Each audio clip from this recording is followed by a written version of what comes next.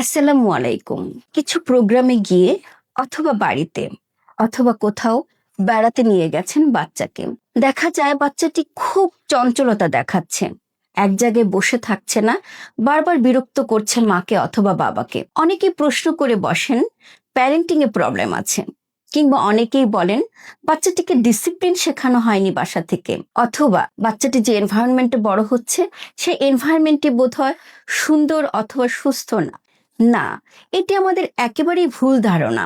একটি বাচ্চা অতি চঞ্চল হলেই তাকে আমরা বলতে পারি না প্যারেন্টিং এ প্রবলেম, তাকে আমরা বলতে পারি না তাকে ডিসিপ্লিন শেখানো হয়নি। এটি হতে পারে ADHD। এটি একটি neuro developmental disorder and it's proven. ADHD অর্থাৎ attention deficit hyper activity disorder. দেখা গেছে প্রায় 7 to 8% বাচ্চাদের ক্ষেত্রে এই ডিসঅর্ডারটি দেখা দিতে পারে। এবং খেয়াল করবেন, গবেষণায় দেখা যাচ্ছে 70 to 80% কজেস হিসেবে আবিষ্কৃত হয়েছে জেনেটিক্যাল প্রবলেম। অর্থাৎ এটি কখনোই প্যারেন্টিং এর প্রবলেম, এনভায়রনমেন্টের প্রবলেম অথবা ডিসিপ্লিন শেখানো হয়নি, মায়ের প্রবলেম, কিংবা যে পরিবেশে বড় হচ্ছে সেখানটাকে আমরা দোষারোপ করব না। আমরা একটু মনোযোগ দিয়ে ঠান্ডা মাথায় চিন্তা করব এই সমস্যাটি হতে পারে নিউরো ডেভেলপমেন্টাল ডিসঅর্ডার। একটু দেখি কি কি ধরনের প্রবলেম এখানে বিশেষভাবে পরিলক্ষিত হয়। ইনঅ্যাটেনশন, ইমপালসিভিটি এবং হাইপার অ্যাক্টিভিটি, এই তিনটি সাইন সিমটমসই এখানে দেখা দিতে পারে। অর্থাৎ প্রায়ই দেখা যায়, দেখবেন একটি বাচ্চা একটু বড় হয়েছে, সে স্কুল গোয়িং কিংবা স্কুলে যাওয়ার সময় হয়েছে, বাচ্চাটিকে কোনোভাবেই কন্ট্রোল করা যাচ্ছে না, তাকে পড়তে বসানো যাচ্ছে না, কিংবা স্পেসিফিক কোনো ওয়ার্কে তার মনোযোগ থাকছে না।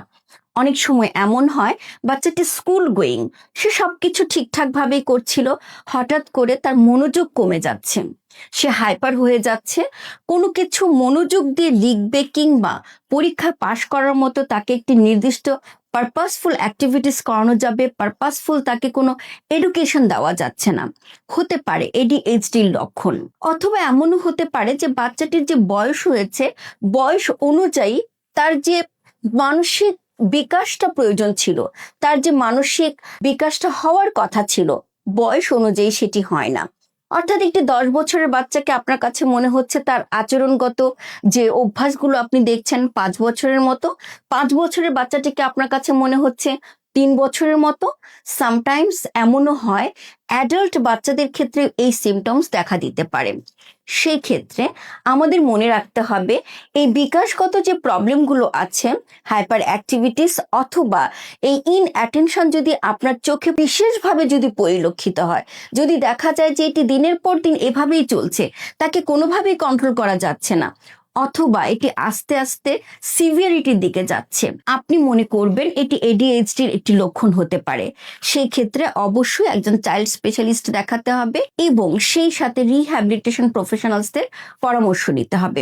মনে রাখতে হবে আর্লি ডায়াগনোসিস আপনাকে আর্লি ট্রিটমেন্ট করতে সহযোগিতা করবে এবং এই ADHD ডেফিনেটলি এটি ভালো হয়ে যায়, কিংবা এই বাচ্চাটিকে নিয়ে কোনো ভয় পাওয়ার কিছু নেই।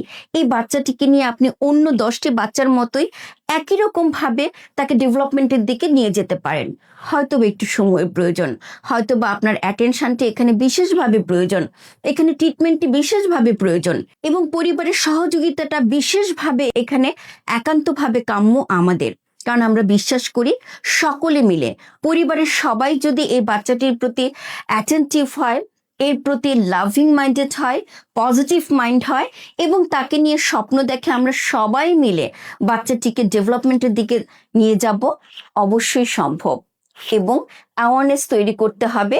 অতি চঞ্চল একটি বাচ্চা কিংবা যখন আমরা দেখব যে একটি বাচ্চার এই ধরনের যে সিমটমসগুলো যা আমরা উল্লেখ করেছি দিনের পর দিন বেড়েই চলেছে, সচেতন করতে হবে সবাইকে, একজন ব্যক্তিকে, একজন বাবা মাকে, একটি সমাজকে। তবেই আমরা পাবো একটি সুন্দর পৃথিবী। ধন্যবাদ সবাইকে।